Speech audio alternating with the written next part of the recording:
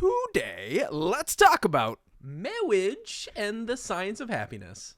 traveling and not showering for 16 months? So grab your lightsaber and let's lurk. lurk.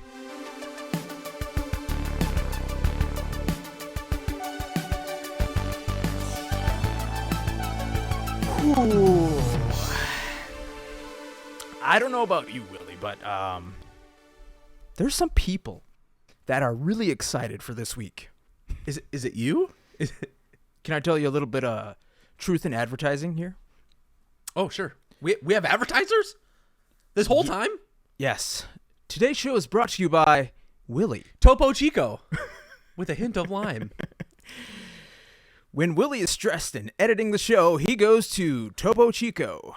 Drugs. Topo Chico. So this whole week, Yeah. my future wife has just been getting inundated with people texting her, "Hey, are you excited? Hey, it's this many days left. Hey, are you excited? Aren't you excited? I'm excited. Hey, there's this many days left." Oh, no. We don't need a calendar anymore because everybody, every single day of the week is reminding us of something that we've been planning for a year and a half. Yeah, right. I don't have any anxiety. A little bit because I'm still working on my vows. But ChatGPT is helping with that a lot. Don't worry. I'm working on my vows too. And as soon as I'm done with that, I have to start working on my best man speech. Thanks, Willie. Don't worry. I just need to say this. I was up until The break of dawn. I was up until 2 a.m. last night, and my brain was just spinning. I couldn't sleep. Bandit's been keeping me up, and all I was doing was going through a best man speech in my head. And I'm like, I think I figured it out. Are you going to try I and do this more memorize it? often. I think so. You don't have to. I've seen lots of people use their phone. Maybe. I might have it for notes. I might pull out a real note cards. Wow. That's so unenvironmentally friendly of you. I might just say, "Hey, ChatGPT, write me a best man speech. Hey, y'all, we're gonna go through this together." Oh my gosh, I would laugh. That would be the best. We don't have a videographer, but I would say somebody, please pull out your camera. And then you just say include topics like walking around the lake, Destiny the video game. Being lonely and crying together. So, going back to my original story, Molly's freaking out. Sure. Yeah. She she's like, "I'm getting nervous." I'm like, "Listen, we've got everything in the bag. We are literally just paying the vendors right now what we are contractually owed to pay. Right. Everything is taken care of." And then she's like, "We should practice our wedding dance." I'm like, What wedding dance?" And she's like, "Our first dance." And I'm like, "Oh, yeah, that's right. That's right. We got one of those." The first dance, where everybody's watching us. Yay. Okay. Yeah, I'm fine. Everything is fine. I don't know what your history with dance is, but mine is pretty much Save the Last Dance, and that's about it. You had a thing for Channing Tatum. I get it. I get it. Or maybe So You Think You Can Dance, because that's pretty much the story of my life. Haven't I not shared this with you? My parents were professional dancers and taught dance. My sister was also a professional dancer. What? I don't know how to dance. I have no dancing bone in my body. If you get me on the dance floor, do you want even if I'm hammered, even if I'm just belligerently drunk, I immediately am like, I don't know what to do with my hands. I read about this I'm today. beyond white. According to the science of attractiveness in men dancing, what you do with your arms is irrelevant. So it's a penis thing? It's all in the shoulders and the hips. It's all in the hips. The arms don't matter. You could just do full T-Rex. You could do wacky inflatable flailing arm man. It's all good. Women will still find you attractive as long as you shake them hips. As long as you're attractive. That too, yes. I'm really nervous because I only know how to do things if I I'm a visual learner, right? So like I have to watch Okay. a video or several hundred videos. I have to read about it, understand the science behind it. I bought a new pan to cook in, a stainless steel pan. I was freaking out last night trying to make dinner because I had never cooked in it before. I'm like, I'm going to burn things. I'm going to light the house on fire. Like, Scott, you overthought cooking in a pan? I overthink everything. That's like You're gonna burn the house down from a pan? I researched things for like years. I had a 10-year-old Mac when we started this show. Yeah. The entire first year was recorded on a 10-year-old computer. Anyway, I feel fine. Everything's fine. It's going to be fine.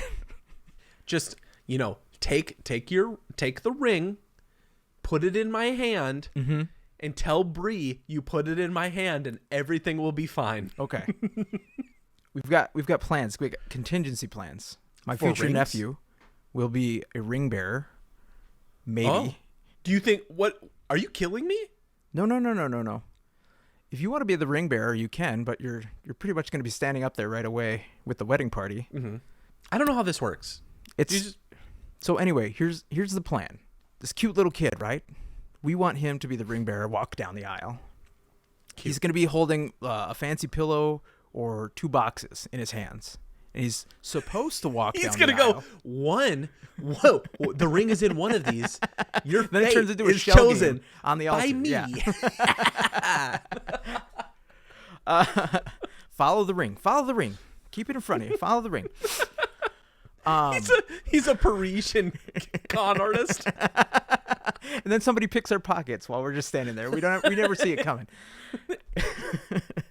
He's gonna carry these boxes down, maybe, because he might get scared and like just immediately run over to his parents. So you're gonna have the rings already on you, no matter what. Okay.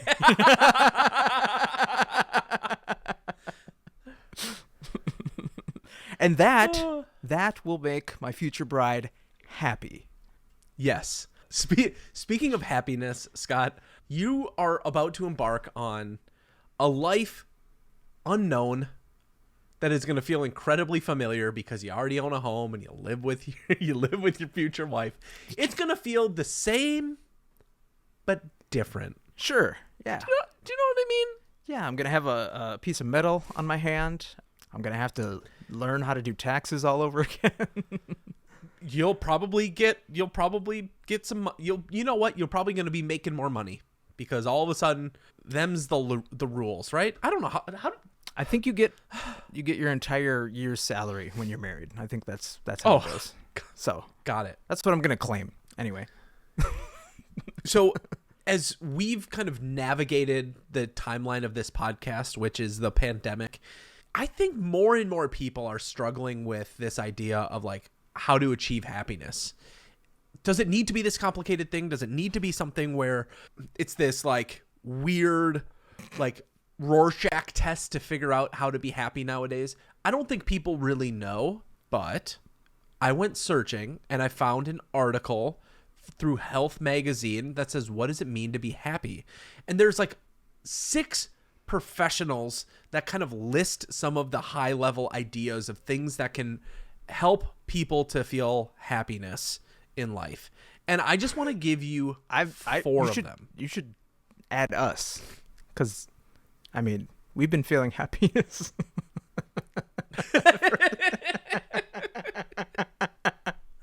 I've been feeling a penis. Yeah. The first quote of the article here, Scott, consider what you just said. It says, happiness isn't something you feel. Oh, that's a surprise. It's something you do. I see.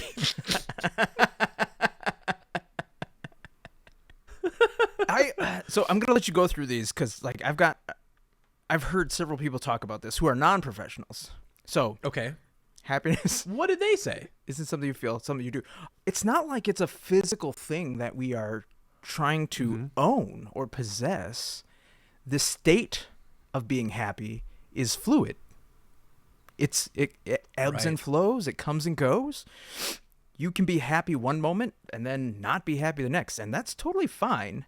But nobody's going to be euphoric unless you're like that weird tongue-sucking Dalai Lama, like what he's trying to achieve, nirvana. You know what I'm talking about? What? The article goes on to quote all of these different professionals, and one of them is a leadership coach, Ellen Petrie. She correlates it to 3 different things: relationship, contribution, and mastery. Okay. So think about it this way. It's not how many relationships you have. If you're listening to this and you're thinking, great, have a lot of friends. No, it's about having really great friends and surrounding yourself with people that bring you joy and happiness, right? I think you said this to me once, and you're going to hear me say this probably this weekend, but you No told spoilers. me, Scott, you told me that I don't put a lot of weight in people that aren't going to bring some level of value, some sort of give and take in a relationship, because why am I going to waste my time with somebody who is going to just treat me like garbage? Sure, yeah. Like that's not worth my time. So putting value in the people that you care about is important. It also means that like you got to put time and effort with people that you work with, because you're going to spend more time with them than anybody else. True. That's the reality of it. Yeah. Yeah. Contributions. Do you actually contribute positively to the things around you? Are you adding in things that you aren't just taking, but you're also giving back? That's a good one. That's a really good one. And then mastery. Like what do you want to master? Nope, too easy.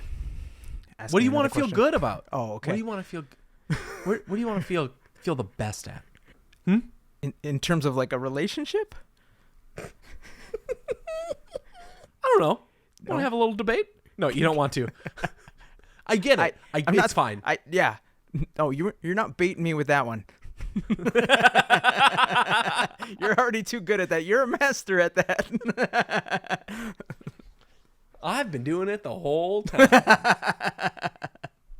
Doing it. You gotta be a master at something. Doing it. But honestly, what do you think you're like the best at? What do you think you've mastered in your life? For me, it wasn't the whole time, because Not the whole. yeah.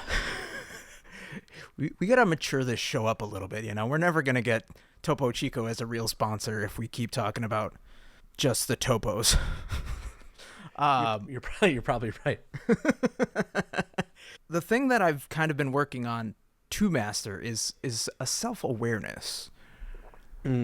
We've had this conversation before, where in order for us to find the people that we are now choosing to spend the rest of our lives with, we had to choose to spend the rest of our lives with ourselves. We had to say, like, this is somebody I'm happy with. This is somebody who I can be in love with 24/7. And that's not another person. That is looking inward and looking in the mirror and saying, hey. While you do it. I've never seen it from this angle.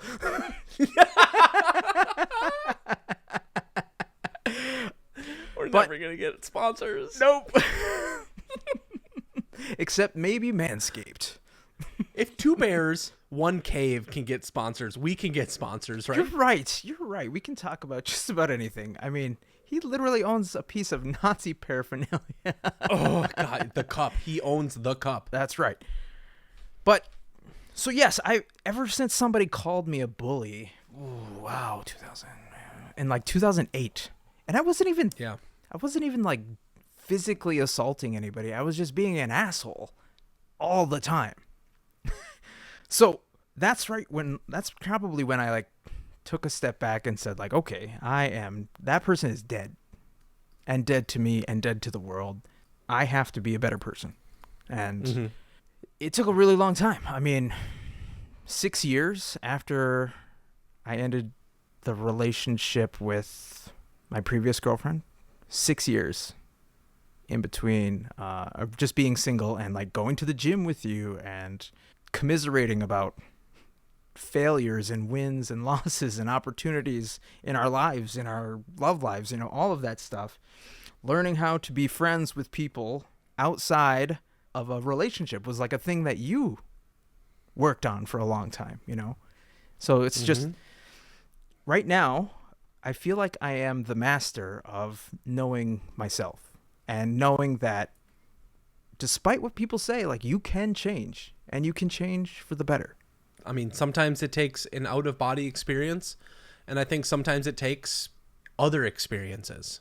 Yeah, like leaving your home to go see what the rest of the world is like. Mm-hmm. And speaking of that, I'm going back to a country, but to a different place that I haven't been before for my honeymoon. Yes. It's what? important for the listener to know Oh. that when we're recording this, you've got 5 days before your wedding. But when this goes up, we are practicing and getting ready for the big day. So you're going to be fully zoned out, not only in wedding mode, but getting ready for vacation mode. So where are you going? The wonderful, lovely Cancun, Mexico. Have you been before? Nope. I've been to Mexico, but never a place on the water. I've never seen the clear blue water of the Atlantic Ocean, Gulf of Mexico. We're going to be bad at geography. I'm going to let you live with this one. I'm going to let you. I'm not going to tell you. That's okay. I've been to California. I've been to New York. I've seen those oceans. Okay. But that's about it. And one of those places has the same ocean as where you're going. Yeah, maybe. Sure. It's the same, right? It's the same. It's the ocean goes all the way down. It's the Atlantic. You're thinking the Atlantic. Yeah, and then the hemisphere happens, the change into the southern hemisphere, and that's still the Atlantic, right? Yeah, hell. For a little bit, for that hot part. And then it gets cold again. Yeah, hopefully. Yeah. It's too hot right now. That's what they tell us. That's what the governments tell us. But yeah. So this is the first time that we're going to travel internationally since Paris, which was the year after you and I went to London. Yep. I've been on one trip, and that was 2 years ago, in between Paris and this upcoming trip, and that was to Bend, Oregon. That was Vegas. No, I thought you guys went to Vegas. We did go to Vegas, so yeah, that's 2 trips. Vegas was pre-pandemic, though. Bend is the only time that I've gone during the current iteration of pandemic, but that was 2 years ago. I did not take a vacation last year. Wow. I mean, at least you got a lot of vacation probably banked for this, so you can take a ton of time off, which is great. A week, now, but yeah. I have a goal in my life. Like, something that brings me and my partner happiness is we want to do a trip a year. And I don't know if I've had a chance to tell you this, but on top of us planning a life, deciding, like, are we going to stay in this apartment that we're in? Are we going to move into a house? We need to plan a wedding that's happening later in the year. And then a honeymoon, which our honeymoon is going to be smaller in scale. We're likely going to just, like, go to California, which I love California. Yeah. There's Disneyland. But in March, she doesn't want to go to Disneyland. No, I'm not going to do Star Wars. She doesn't like those woke. She doesn't like those woke companies. No, we're gonna go to. So you're going to Orange County. We're gonna go to Napa.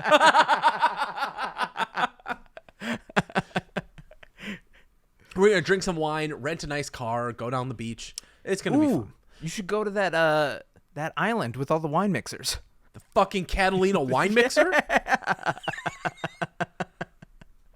I don't know if they just let people in. I think they do. I think it's just like you go to whatever the coastal town across from it is. Once again, bad at geography. So Los Angeles, I don't know. And then you just take a boat over. Or parachute or grab one of those rocket packs. And I'm not sure that either of those. Don't listen to Scott. But but in March, we're going to do, for the first time ever, a full family trip. My sister, her kids, my brother-in-law, me, my partner, and my parents. It's going to be overwhelming, but we're going to go to Hawaii. Whoa. That sounds amazing. I was literally about to ask if you were going to fly to this place or take like a Winnebago. But yeah, you would die.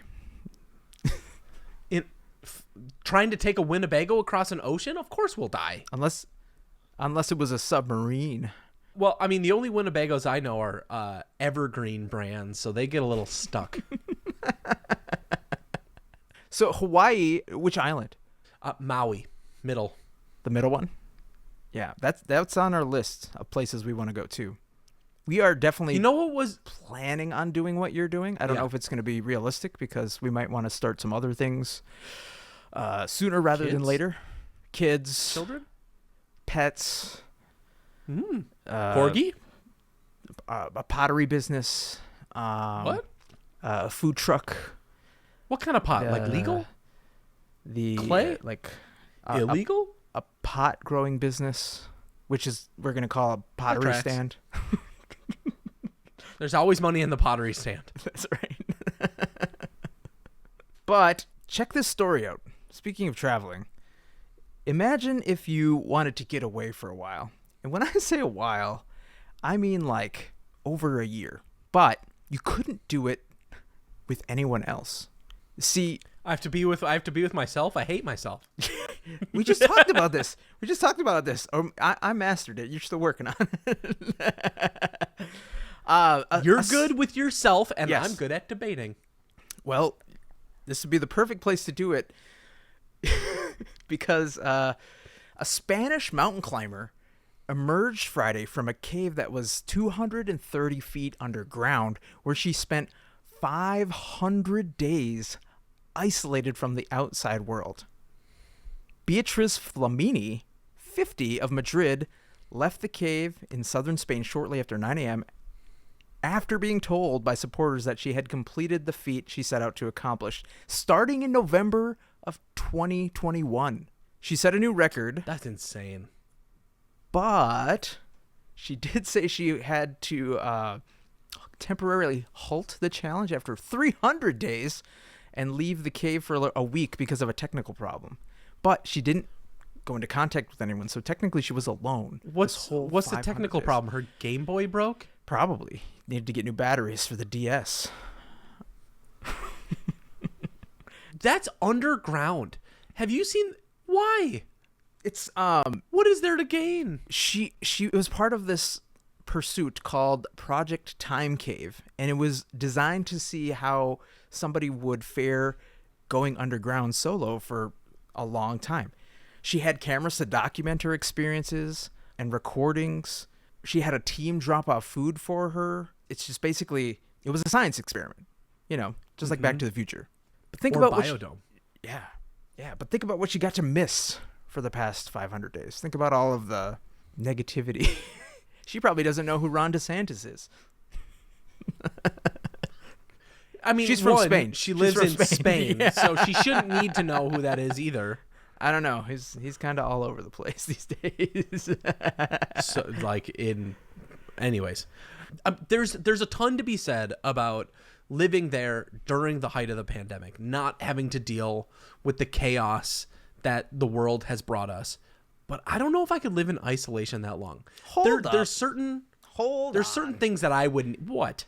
You told us like a couple episodes ago you would be willing to go to the moon. You don't think that's going to be just as lonely? I never said I would live there. Like, let me walk around and explore a little bit and be like, let's take this bus on home, right, guys? All right. Okay. So, could you live in a cave by yourself for a week? For a week. Yep.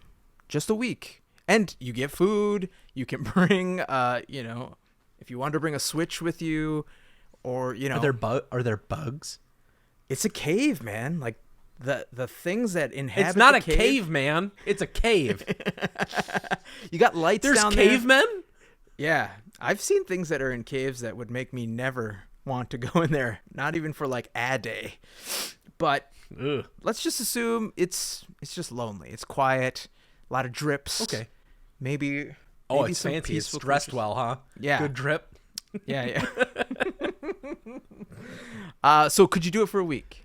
I think I could do it for a week. Oh, hold on. Are you gonna do this stupid ass game where you say a week? We're playing the game. Ba-da-ba-da-ba-ba-ba-ba-ba. Welcome everybody to How Long Could You Stay in a Cave, and for how much? 1 week, 1 hour. That's it. So you can do it for a week. Can you do it for a month? No. Can No, you do I it can't for do a it. month for $1,000? hold on. The first week is not free. My No, going no. The first week is free. You said yes, you could. So that is something we've got written down on our study paperwork. Oh, great. Now it's just I a think negotiation, whore. Oh. More. I think the most I would like. You would have to pay me $10,000 for a month. $10,000 for a month. Okay. All right. 3 months Don't. for $25,000. Hell no. I would hate myself so much. 3 months for $50,000. No, we're talking real money here. People have put their hand on a car for 48 hours and won $1 million. All right. 3 months for $100,000. No. You wouldn't do it for No. $100,000. We're talking You can have B, all the billion, food you want. Billion. You technically have access to the outside world with a cell phone. You couldn't do it for 3 months? Could you? What's your going rate? Like, where's your pause point? To do what she did for a year, and keep in mind, like, I'm just getting married, it would have to be 7 figures, at least. Easy. Yeah. Easy millions. So you could do a year in a cave for $1 million. I think a 1 year, 365 $100 million. days. It would have to be 100 million for me to say yes. You drive a hard bargain. We're going to go with somebody else. Okay, good. Now hold on. If it was a year in a cave and I could have my computer, Yeah, you can have, this whole time I've said you could have whatever you want, but you're just by yourself. oh, Okay, let's go back. 1 month. I don't need any money. I'm good. Okay. I'm all good.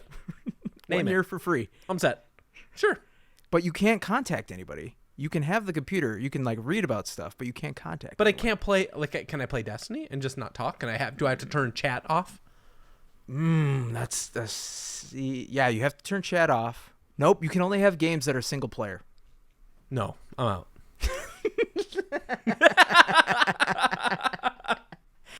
Well, that's our show, lovely lurkers. So thank you so much for hanging out with us today. Please rate and review wherever you lurk, and remember to be kind to each other. And congratulations, Scott, for getting married. You did it, buddy. Never knew you could. I didn't believe in me either. We'll see you this weekend.